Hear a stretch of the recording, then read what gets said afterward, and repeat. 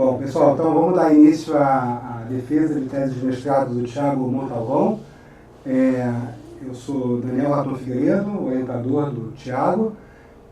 O Thiago tem os membros da banca para avaliar a tese do Thiago, o meu colega no TESP, Gerson Gonçalves, e o meu colega no IC, Instituto de Computação, Daniel Sadoc.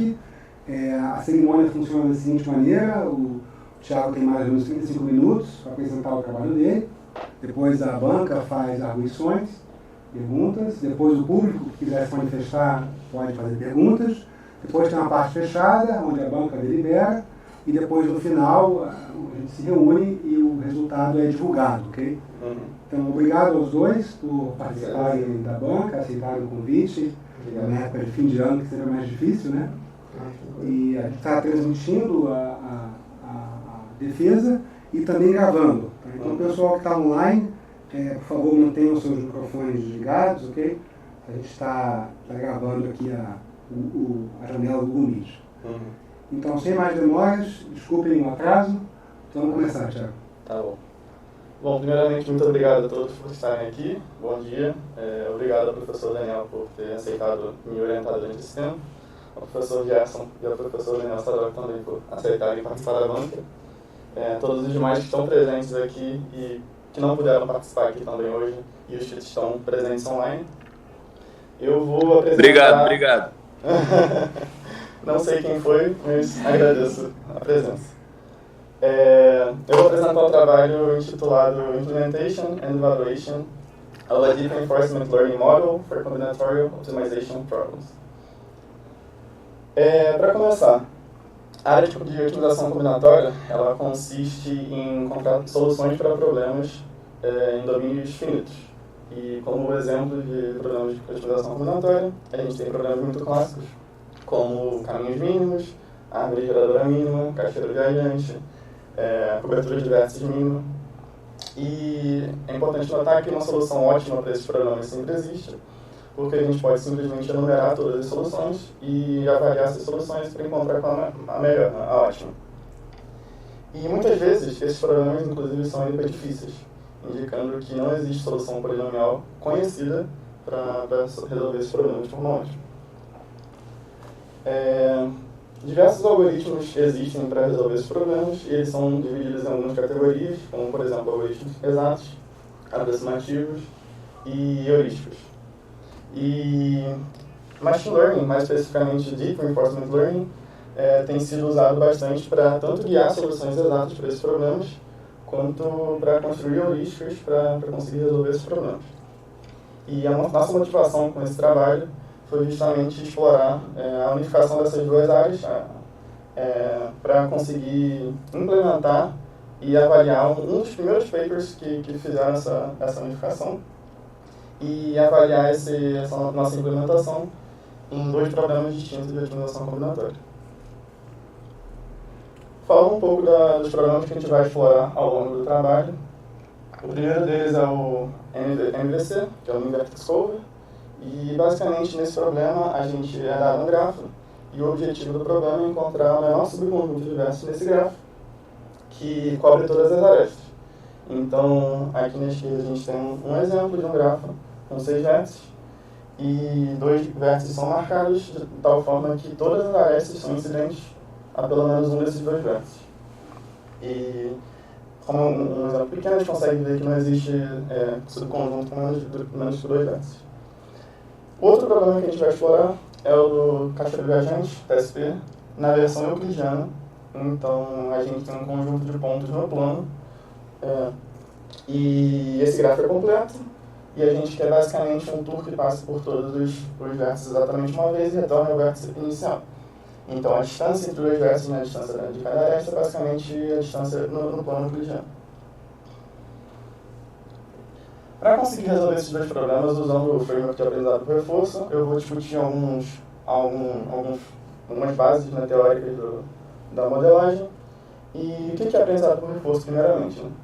Aprendizado por reforço é basicamente uma técnica de aprendizado por máquina, em que a gente tem um agente interagindo com o ambiente e para cada interação o agente basicamente ele observa um certo estado no ambiente, ele toma uma certa ação ele transiciona para um próximo estado e ele recebe uma recompensa. Aqui a gente tem uma ilustração dessa interação. E o objetivo do agente é basicamente maximizar a recompensa que ele observa no longo prazo. Então ele recebe recompensas imediatas, mas o objetivo dele não é maximizar a recompensa imediata, e sim de longo prazo. Como eu falei, o agente ele toma ações no meio. Então a variável de decisão dele é uma política que a gente chama PI, que define quais ações são tomadas em cada estado. Aqui a gente está simplificando um pouco, considerando que PI é uma função determinística, que retorna para cada estado uma certa ação que ele performa. As recompensas são variáveis aleatórias porque elas são valores do futuro. Então a gente consegue definir essa função Q, que é a função de ação-valor, e essa função Q basicamente ela indica qual a qualidade de tomar uma certa ação em um certo estado. E ela é quantificada, definida pelo valor esperado da soma das recompensas futuras. E, em geral, a gente usa um fator gama, que é um fator de desconto, para descontar recompensas futuras.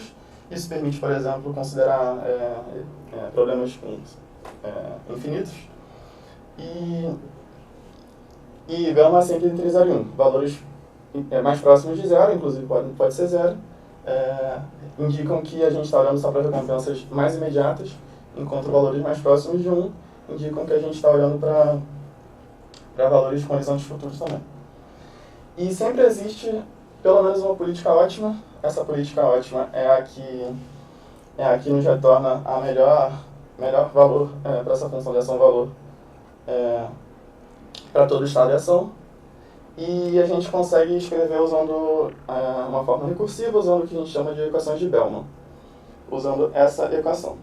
O importante de se notar é que dentro dos colchetes a gente tem basicamente a forma recursiva de escrever a função Q, em que ao invés de olhar para a função Q naquele instante, a gente olha um passo à frente. Então esse um passo à frente seria basicamente recebendo uma recompensa imediata naquele instante e olhando para o valor máximo do Q no estado seguinte, para todas as ações seguintes, descontado desse fator gama. Para aprender essa função de ação-valor, um dos algoritmos mais clássicos é o algoritmo chamado Q-Learning, e ele basicamente é um método iterativo que vai refinando estimativas do Q. E ele tem um problema para a gente, que é aquele método tabular, indicando que a gente teria que computar um valor dessa função de ação-valor para todo estado de ação. Isso se torna inviável quando a gente está falando de problemas em que o espaço de estados é muito grande ou até mesmo infinito, para problemas em que a gente tem estados contínuos, por exemplo. E aí o DQN, que é o Deep Q Network, que é uma versão usando o aprendizado por máquina, Deep Learning, basicamente estende ideias do Q-Learning, em que ele também tenta estimar o valor dessa função de ação-valor, mas ele usa uma rede neural para isso. E essa rede neural, o que ela faz é basicamente receber um certo estado S e ter como saída todos os valores de Q para aquele estado S, para todas as ações possíveis. E para treinar uma rede neural, a gente precisa, com o modelo paramétrico, a gente precisa definir uma função de custo, que a gente define aqui dessa forma. A função de custo é basicamente o erro quadrático médio, usando o que a gente chama de diferença temporal, que é o que eu falei. Se a gente tem uma estimativa para a função Q em um certo estado, uma certa ação, a gente olha para o estado seguinte, e no estado seguinte a gente poderia escrever dessa forma R mais gama vezes o máximo do Q do estado seguinte, para todas as ações. E esse seria o erro que a gente vai usar para treinar o nosso DQN, nosso modelo. Algumas inovações que eu comentei aqui do DQN, né, no paper original deles, que a gente usa na implementação, são a ideia de Target Networks, aquele termo R mais gama máximo de Q. Esse termo é um valor que a gente quer se aproximar desse termo, ele é um target, e quando a gente está treinando e atualizando os pesos, os parâmetros θ, a gente está mudando não só o nosso Q, mas também o valor do target. Então a gente está... e isso causa uma certa instabilidade no treinamento. E a ideia dessas Target Networks são justamente que elas são uma segunda rede, basicamente com a mesma arquitetura, e elas são usadas para para calcular esse target. E elas são atualizadas com o peso da rede original, usando essa regra de soft update, usando o parâmetro tal. E a segunda ideia também é a ideia de um buffer de replay de experiências, em que basicamente para cada interação que o agente tem com o ambiente, a gente está num certo estado S, ele toma uma certa ação A, recebe uma recompensa R, vai para um estado S', a gente armazena essa tupla num certo buffer e amostra mini batches desse buffer para conseguir atualizar os parâmetros. Então, falando um pouco do paper que a gente explorou nesse trabalho. O paper é chamado de Structure to Vec Typical Network, ou a sigla S2VDQN. Esse paper basicamente é um paper de 2017, foi apresentado no NeurIPS. Ele combina as ideias do DQN com um framework baseado no algoritmo guloso para resolver os problemas de otimização combinatória. Calculando o que a gente vai explorar um pouco mais à frente, dos embeddings dos vértices. Esse framework guloso, ele basicamente constrói a solução incrementalmente, então, inicialmente ele tem uma solução vazia e vai incluindo vértices nessa lista S. Eu vou falar um pouco mais à frente também, mas essa lista S ela não é a solução final, existe uma função H que pode rearranjar possivelmente os vértices dessa solução.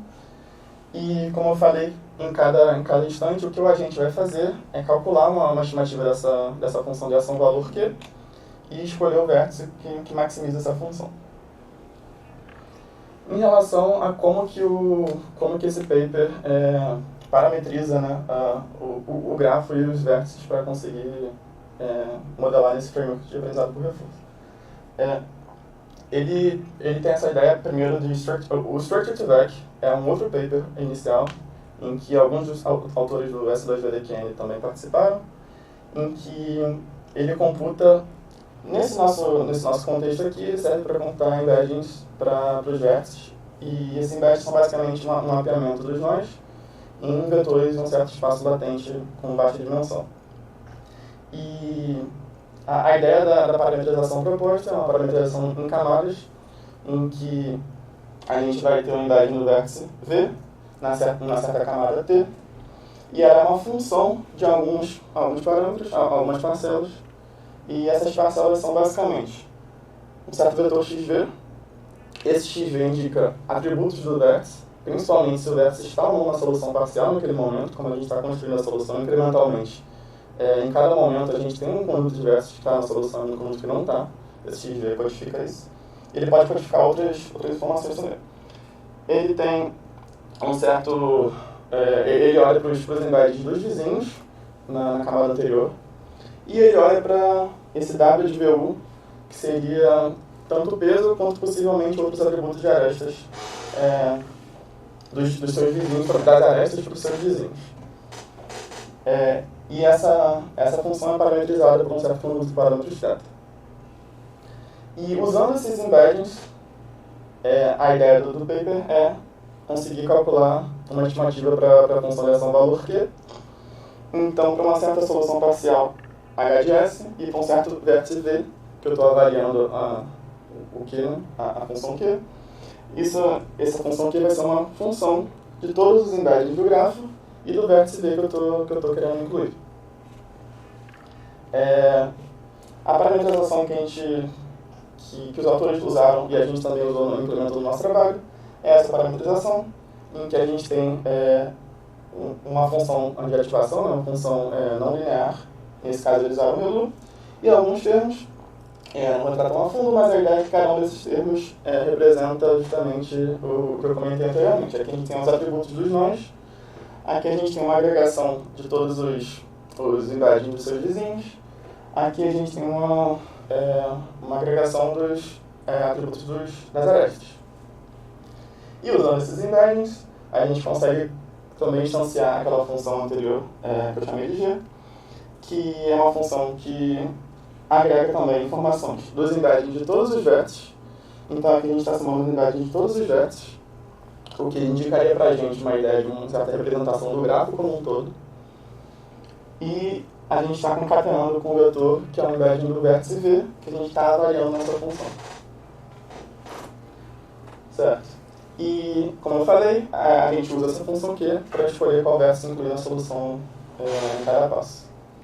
Falando um pouco da nossa implementação, né? A gente fez uma implementação completamente do zero, basicamente tirando só o paper e o apêndice e tentando tirar informações do que eles divulgaram. A gente usou PyTorch e tem alguns blocos aqui que eu gostaria de comentar. A gente tem a implementação do ambiente. Esse ambiente basicamente é o que diz para a gente quais estados são possíveis, quais ações são válidas, quais transições são realizadas, as recompensas. E esse ambiente é especializado para cada um dos problemas, obviamente. A gente tem o modelo, que é a implementação do embedding e da função de ação-valor. A gente tem o agente, que é responsável por realizar ações, possivelmente com alguma política de exploração, epsilon grid, etc. E ele também dispara as atualizações do modelo. E a gente tem os loops de treinamento e validação, que são o que ficam por fora disso tudo. Falando um pouco do ambiente, a maneira como a gente implementou. Para o MVC, a gente usou alguns atributos de vértice. Basicamente, informações dos vizinhos, então a gente tem a matriz de adjacências como um todo. E também a gente concatena com aquele XV que eu comentei, que é um vetor basicamente de zeros e uns, indicando se o vértice está ou não na solução parcial em cada momento. E a gente não tem nenhum atributo das arestas no MVC. Para o TSP, a gente já tem algumas informações a mais. Para os atributos dos nós, a gente também tem a matriz de adjacências, a gente também tem aquele vetor XV indicando se o vértice está na solução ou não.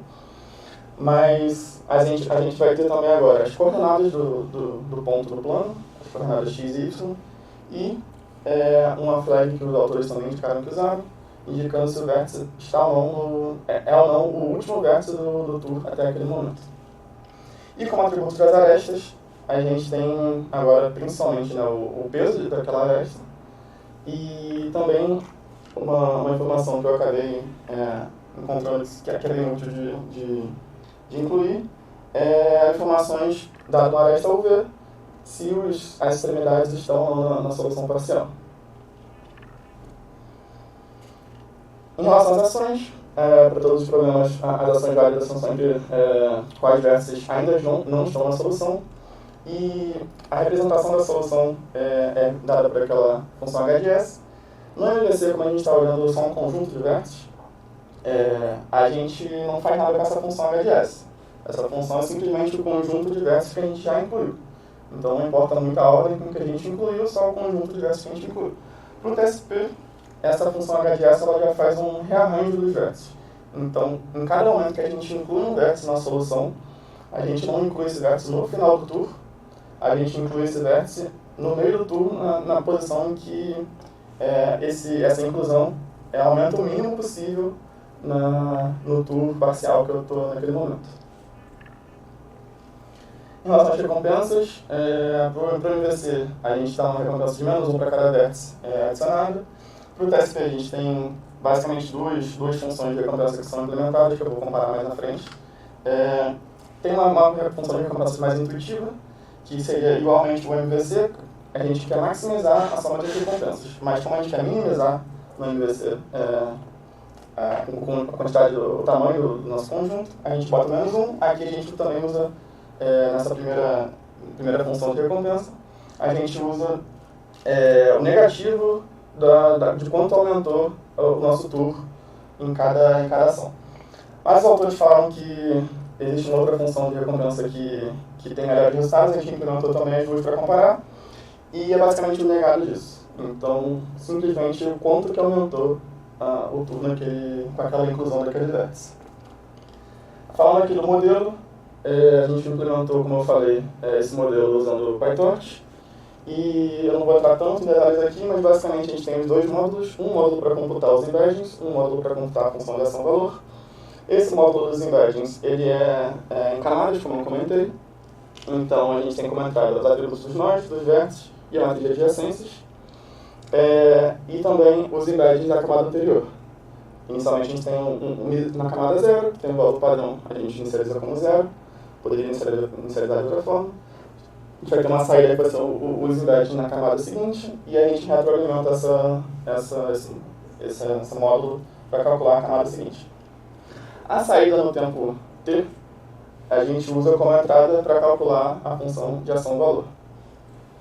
E é importante também, interessante notar, que todos os hiperparâmetros dessa rede são simplesmente, dizem respeito simplesmente à quantidade de atributos dos nós, dos vértices e ao tamanho do embedding. Não dizem respeito à quantidade de vértices, por exemplo, no grafo. Então a gente consegue reutilizar esse mesmo modelo com os mesmos parâmetros para grafos de tamanhos distintos. Falando um pouco do loop de treinamento e validação, a gente tem esses dois blocos. Os episódios de treinamento, basicamente, a gente começa gerando uma instância. Eu vou falar um pouco mais à frente como é que a gente gera essa instância. O agente performa uma ação, recebe uma recompensa e vai para o próximo estado. Ele atualiza os pesos do modelo e checa se o episódio acabou ou não. Se não acabou, ele continua esse loop até o episódio acabar. E a gente, quando acaba, a gente termina o episódio de treinamento, a gente repete esse episódio de treinamento uma certa quantidade de vezes antes de fato, realizar um episódio de validação. O episódio de validação é muito parecido, só que a gente não atualiza mais os parâmetros do modelo. Comentando sobre os nossos resultados e os experimentos que a gente realizou. Primeiro, a métrica de avaliação que a gente usa é o que a gente chama de Approximation Ratio. Essa métrica de avaliação é basicamente uma razão entre dois termos. A gente compara o resultado do nosso agente, o valor da nossa solução encontrada, com o valor da solução ótima para aquela instância G. Também vale notar que para instâncias pequenas a gente consegue usar um solver exato, mas para instâncias maiores a gente tem que usar algum outro solver, estado da arte, heurístico, por exemplo. Em relação à geração de instâncias e hiperparâmetros, para o MVC a gente gerou instâncias usando dois modelos de grafos. A gente usou o Barabasi-Albert com parâmetros MVA4. Barabasi-Albert é um modelo que gera grafos com distribuição de leite-potência nos graus. E o modelo Erdős-Rényner, ou GNP, em que a gente usou dois valores distintos para a probabilidade das arestas. Os autores usaram somente P igual a 0,15. A gente usou 0,30 também, porque para tamanhos muito pequenos de grafos, essa probabilidade muito pequena faz com que os graus sejam muito pequenos também. Então, muito poucas arestas, o grafo vai ser muito desconexo, e a gente compara aqui na frente os resultados para esses dois valores. Já para o TSP, como a gente está gerando pontos no plano, a gente gera pontos aleatórios em um certo intervalo. Esse intervalo é de 0 a 1 milhão, tanto no X quanto no Y. Falando muito rapidamente também, a gente tem diversos hiperparâmetros. Um dos hiperparâmetros que a gente tem é, por exemplo, a quantidade de camadas dos embeddings. A gente faz aquela iteração para calcular os embeddings. Para o MVC a gente faz isso 5 vezes, para o TSP a gente faz 4 vezes.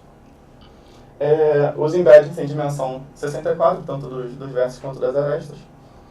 E a gente treinou o MVC com 3.000 episódios, e o TSP a gente precisou de menos episódios para conseguir bons resultados, uns 1.500. Falando então um pouco de alguns resultados, né? Eu vou mostrar alguns gráficos, eles todos são da mesma forma. Esses gráficos, eles têm o eixo X indicando o número de episódios, e no eixo Y a gente tem tanto o valor da loss function que a gente calculou, quanto da métrica de validação, que seria o approximation ratio, né? Quanto mais próximo de 1, melhor, mais próximo do ótimo. Para cada gráfico, a gente treinou, para cada caso, a gente treinou 10 modelos, 10 agentes independentes do zero. E a gente plota aqui na linha vermelha a média dos valores para cada episódio dos 10 agentes diferentes, independentes. Em azul, sombreado, a gente representa aqui um desvio padrão para mais e para menos. E algumas linhas também mais fracas são os 10 agentes individualmente. Falando dos resultados, então, do Barabasi-Albert para o MVC. A gente treinou alguns tamanhos pequenos de rede e avaliou nesses tamanhos.